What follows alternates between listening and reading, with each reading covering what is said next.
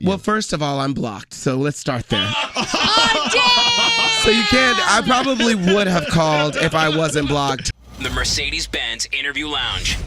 You know, one of the greatest parts about living in New York City is you get to go see Broadway shows, right? Yeah. And now that they're opening up again, thank God. Now you can go to a show and sit, elbow to elbow with a total stranger. Yeah. But I'll never forget one of my favorite nights at a Broadway show is Kinky Boots. And up on the stage was a friend of mine, Todrick Hall, wearing those long-ass sparkly boots. And I remember at one point, while he was up there in his world, the world of light and fun and glamour and music, he looked down and saw me in the front row. You remember that? Oh, I do. And, I'll never forget that. Because, I would think that when you're on stage doing a show, you're up there doing a show. Should you be looking at people in the audience? Well, that was a rare situation because we were allowed to break the fourth wall only because she was a drag performer and looking into the audience. So when I looked at you, it was during a time that I was supposed to be performing for a live audience in the show. Yeah. And of course, I looked at you and saw your handsome face. And I was like, oh, I know that guy. I'm like, oh my God, he looked at me. Because every time I've been to a concert, for instance, we went to see Justin Timberlake once, and he looked down at me and waved at me. I'm like, oh! I was like, oh my God. Because you're bigger than life on that stage. But usually, and people don't know this, when you're on stage, the lights are so bright, you don't really see faces a lot. Yeah. No. It's just every once in a while. I'll never forget that moment. Oh, I'm so happy that made an impact on you. I'm happy to be your little stage crush. Always. You didn't say that, but I made that a thing. No, it's what I was feeling. So Todrick, gosh, you've been on our show many times. Yes. And every time you walk in this room and get on that microphone, you bring this aura, you bring this light and this positivity. Thank you. And so I was talking to Todrick the other day. He said, I just feel the need to come get a hug from you guys in New York. And I'm like, well, you can do the interview in LA on Zoom. And you're like, no, I need to be there. Why'd you need to be here today? I just feel like there's nothing like soaking up someone's energy in person. I feel like I've gone through so much over the past 2 months, and it's just been such a difficult time. And I think when you go through those times, you appreciate human interaction. And I think this industry is like such a roller coaster, and I feel like when you see someone that has been like sticking with you through thick and thin, that just means so much to someone like me who's an artist, and you've just always been such a huge supporter. And so I just was like, I think I should go there because calling in just wouldn't be the same energy. I like that. We agree. That's awesome, yeah. You know what? Look, life is full of potholes, as they say. We've got detours, we've got challenges, whatever. And obviously you've had your share of them, but we're all human and we go through that experience. We learn from them and we're good. Yeah, thank you. So if you or Danielle or me, if we go through something in life, you got to reflect on it and learn from it. Right. And then you move forward and you're good. Absolutely. So Todrick sent me this new song of his, Breath, which is on his upcoming album. Yes. It's coming out the very 1st of June for Pride Month. And this song is so good. And I thought of Danielle. And I don't know if you appreciate comparisons, but I hear a lot of Prince in there. Well, absolutely, especially if you're going to compare me to someone iconic like Prince, I will definitely accept that comparison. This whole album is very, very 80s influenced. I miss that music. I miss the era, and this is an homage to all of the music that inspired me as a kid because I used to run around listening to Prince and Paula Abdul and Whitney Houston's How Will I Know will always be one of my favorite songs of all time. So I wanted to make an album that felt like a departure from what I had been doing, and it's all very, very inspired by the 80s. I haven't heard it. Elvis was like, do you want to hear it ahead of time? I'm like, no. I want to hear it when he comes in. So I haven't heard it. So we're going to play it. We're going to play it. We're going to beam it into your ear holes in a few minutes. So, Todrick, I don't know where you find time to even get on a plane to come here because you're always on the road. Your show is about to head over to Europe. Yes. And you were saying something to Nate earlier about audiences in the States versus in Europe, especially when it comes to gay pride and how your music is so inspiring for people who are in a closet or out of a closet or wherever. What is the comparison between here and there as far as your live performances? I think that Americans definitely bring an energy, but that's incredible. But when you go overseas, I think much like today, people appreciate that you and your team flew across the seas to see them.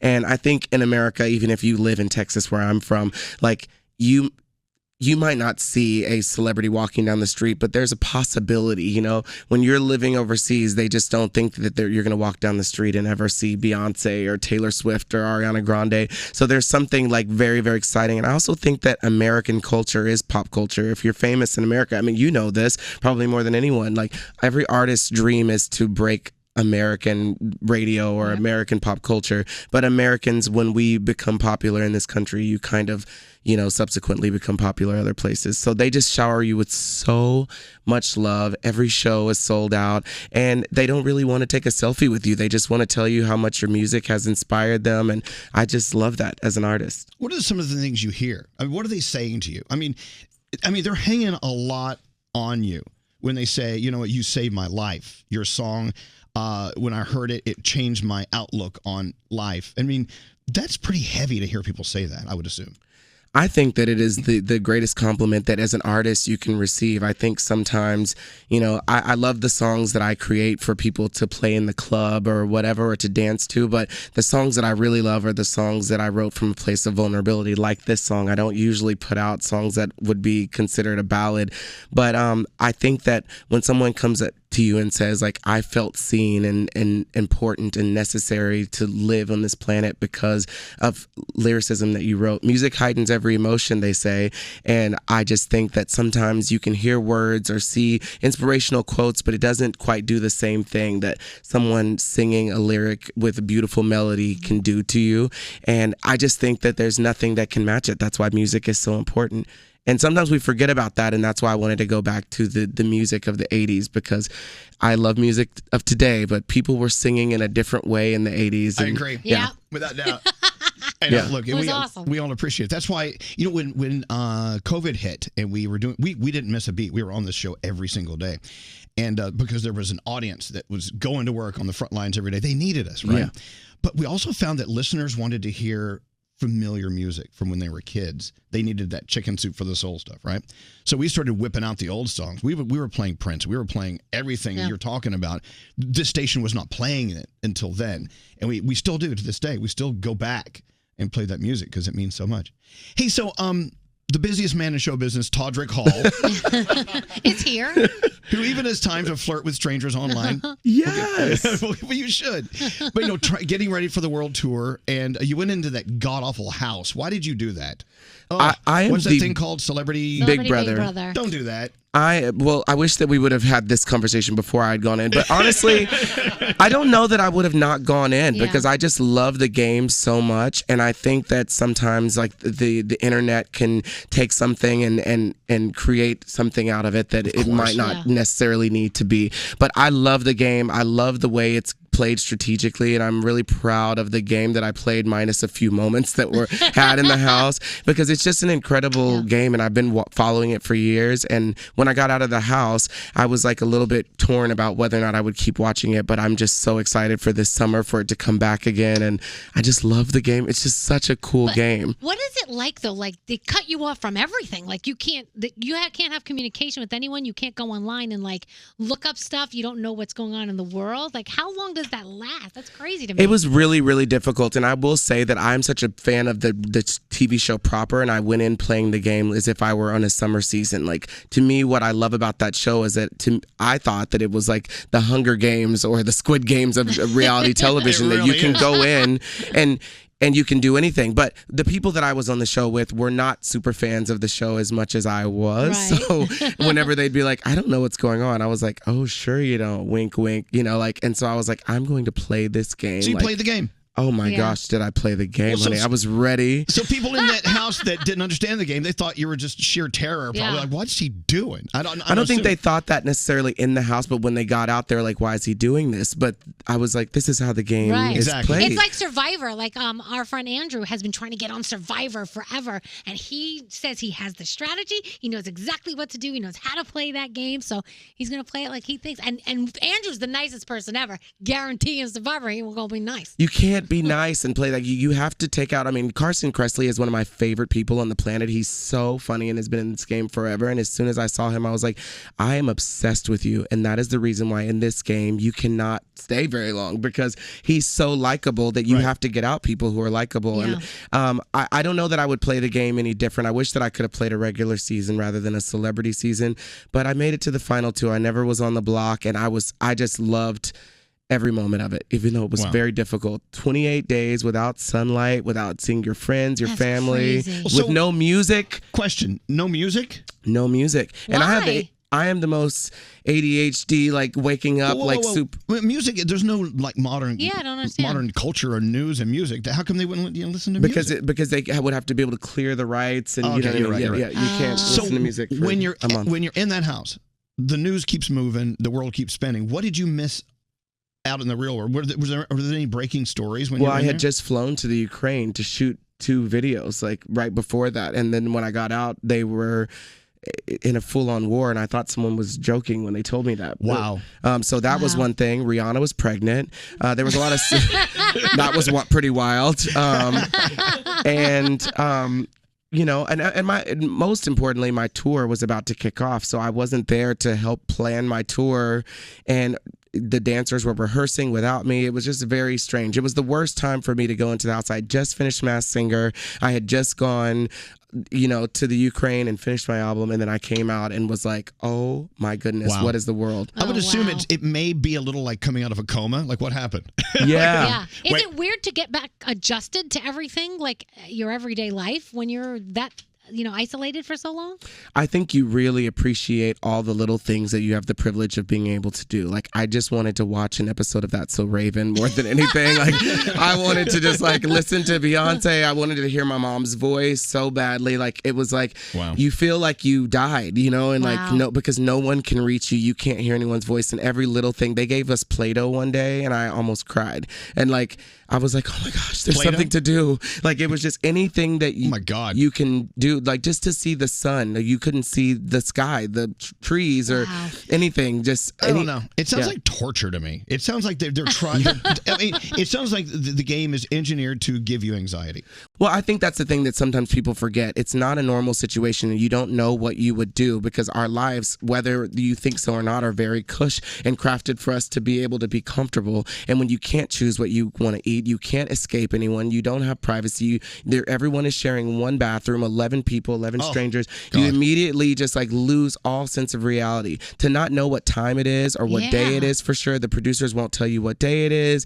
You just can't know anything. You have to rely on all of these people. And you really take for granted how much a lot of your sanity comes from the ability to be able to get a haircut, to wear what you want. They take a lot of your clothes away if they don't approve it for television, so you can't even express yourself with your clothing. And for me, I am a very social person, so it was very, very difficult for me. And a lot of the people in the house were 20 years older than me, so they were baking cakes all day and sitting down, laying on the couch, sleeping. And I was like, you wake up at 6 a.m., you see it on the microwave at 6 a.m., and you have nothing to do for 24 hours. Oh, God. What do you do? That's crazy. Yeah. It almost sounds a little like a parallel with locking down for COVID. Yeah. I mean, but at least for COVID, you can look outside and see sunshine. By the way, Todrick Hall is here. My favorite text came in. It says, I unblocked your call. Then it says, oops, I meant I love Todrick Hall. I got Bruce. Bruce is listening to us in Birmingham, Alabama. Bruce, say hi to our favorite Todrick Hall. Hey, Todrick. Hi, Bruce. Big fan of yours. Congratulations again on Masked Singer and Big Brother. And can't wait to hear your new song. Thank you so much, Bruce. You sound like the sweetest human being that has ever existed. Are you? Just a big Southern boy. What are you wearing, Bruce? Listeners are dying to know. Bruce, what is it? How long have you been a fan of Todrick Hall? Many, many years. He's awesome, isn't he? He is. RuPaul's Drag Race and everything else. I mean, he's been the greatest. Wow, there you go. Thank you so much, Bruce. I appreciate it. Birmingham, checking it. Bruce, thanks for listening to us. How cool. I don't ever see your face turn red, Elvis, and I feel like your face fully turned red. Oh, no, I just had Botox, so I'm still got it. Okay, well, thanks for the clarity. Still a little puffy. So I want to do this someday. I want to be on the radio every morning. I feel like there's something so soothing every time I come here. Don't ask, because he'll give you the gig. You're on it right now. Yeah. Well, should I come back tomorrow or whatever you want to do? It's funny how some people will come through these doors and go, okay, great, bye. And then there are others like Bobby Flay, for instance. He's like, I don't want to leave. Uh-huh. I want to do this every day. I said, well, no, you've got work. You have a contract with the Food Network. Go. Every once in a while, someone will come through those doors, like Josh Groban. Yeah. He wants to do this full time. He's amazing too. He's so funny. Oh my gosh, I can't even imagine his voice. It's so weird. I don't know if I would want to hear him talk. I think I would only let him come in if he sings everything that he has to say. He's so funny. We laugh so hard with him. No, you've got to. Shocked that he's that funny. Hey, right before COVID shut down the world, he was doing these runs at Radio City Music Hall. And every show would change. He'd bring new guest performers out to perform with him. If you're in the States while he's doing one of these shows, you have to go. I would die to see Josh Groban live. No, you would be on Josh Groban live. He has a full orchestra, everything. When's the last time you sang in front of a full, multi-string, multi-woodwind orchestra? Never. I've never done that before. At Radio City. You know what? We're gonna hook this up. I know you'll be in Europe. We'll fly you home first class so you can do a night. Done. Oh my gosh, great. Josh Rick is coming to a theater near you. Yeah, there you go. I want you to hear this song. The album, by the way, is coming out the very beginning of June. What is it about this album that you go to bed and dream about at night? What is it about this one versus your other work?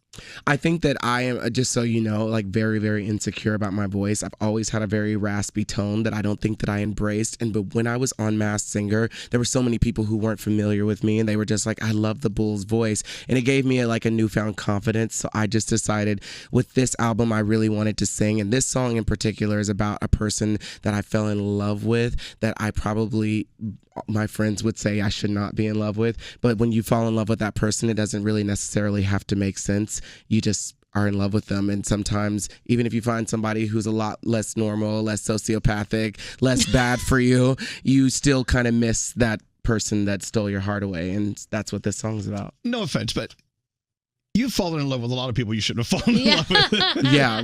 Yeah, for but sure. This is one of them. This is the one I think that got away, the one you still think about every night that you're like, I don't want to tell anyone that I still think about that person. But if I saw them tomorrow, I wouldn't be mad about it. Does he know the song's about him? I don't know that he knows that the song even exists yet. Should we call him? It just can't. No, we should not call him. I mean, we're live. I mean, I got a phone. His face was we should not priceless. Todrick, what would be so awful if you just called and said, I got to tell you something. This song's about you. Well, first of all, I'm blocked, so let's start there. Oh, damn! So you can't. I probably would have called if I wasn't blocked. But secondly, I just think there's something. The camera gal is shaking over here. This footage is going to be very rocky. Yeah, you can't call someone that's blocked you. I don't know if you know anything about that, Elvis. Is it real love if it doesn't end in blocking? Did you really ever care about the person? Well, no, it just means there's a season 2 on the way, obviously. Yes. All right, let's just play the song. Okay. All right, the song written from the heart for the guy who blocked Todrick Hall. Well, now they know who they are, unless there's a lot of blocks. If you can't just get over that part and just listen to the song, this is really cool. This is Breath. Yes, that is Todrick Hall. That's amazing. And that is Breath. Okay, so I'm going to read the texts live, so you never know what they're going to say. Sometimes they like to kick you in the ass. Todrick Hall, this is one of the best songs I've heard in years. Love this. Oh my God, love this song. I want to give a sloppy kiss of thanks to great music. Oh my God, loving the song. Goosebumps and tears. Todrick, damn.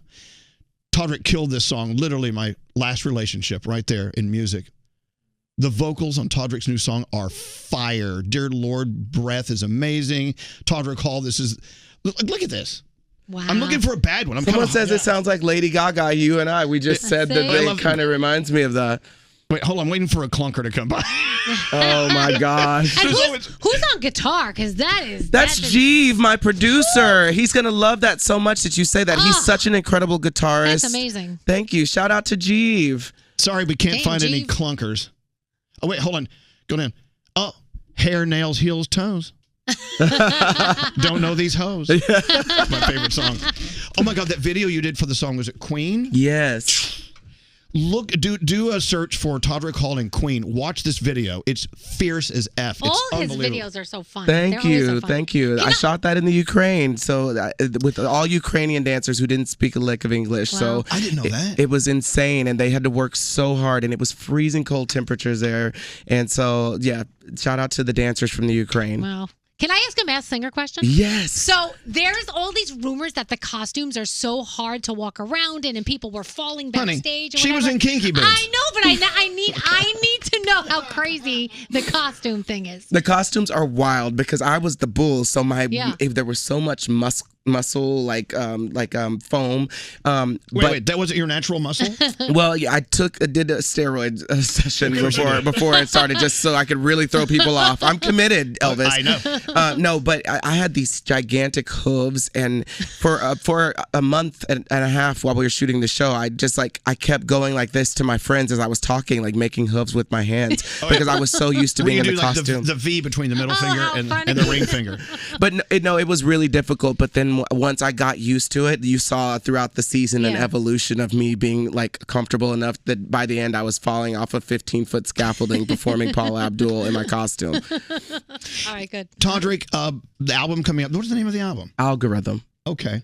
That's coming out at the beginning of June, just in time for Pride Month and for any month you're having and celebrating.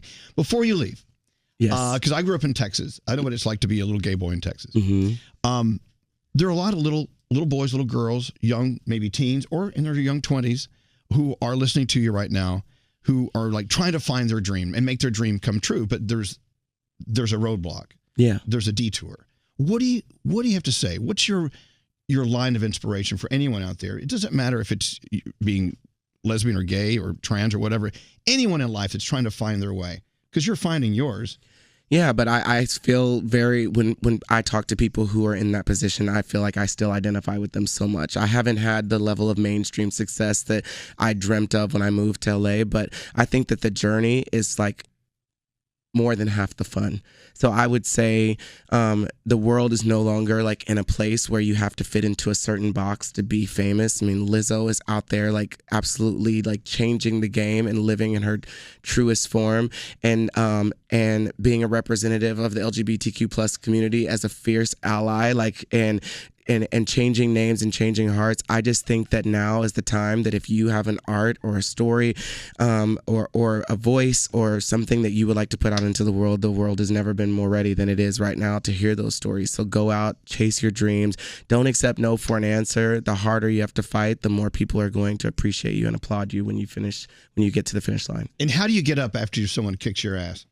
I'm doing that right now. Well, and you just have to get up, put one foot in front of the other, remember who you are. There's so many people on the internet who will in some ways try to convince you of something about yourself that you know not to be true. Your job is to not believe them, to take the nuggets of wisdom even from your haters that you can use to make yourself a better person, and use that as ammunition to fight harder, to prove to yourself, to prove to your fans and your family, your friend, your loved ones. Because when things bad happen to you, it's not just to you, it's to the people who love you. It's been equally as difficult for my friends, my fans, and my parents to have to experience these things. But I think that when you are triumphant again at the end, like there's no story that you would ever watch where the hero or the protagonist doesn't have to experience something difficult for you to then applaud them in the end. And I think that is when things are rough, that's when you have to fight harder and try harder, because you have people waiting on you to see how you get up and how you fight. And I think that that's really, really very important, not just to artists, but to any person who is breathing on the planet. Wow, you fall off the horse, you got to get back on. Yeah. Have you ever ridden a horse? I have. Just asking. The horse also blocked me. And with that said, Todrick Hall, thank you for coming by. We love you, Todrick. I love you too. Thanks for having me. The Mercedes-Benz Interview Lounge.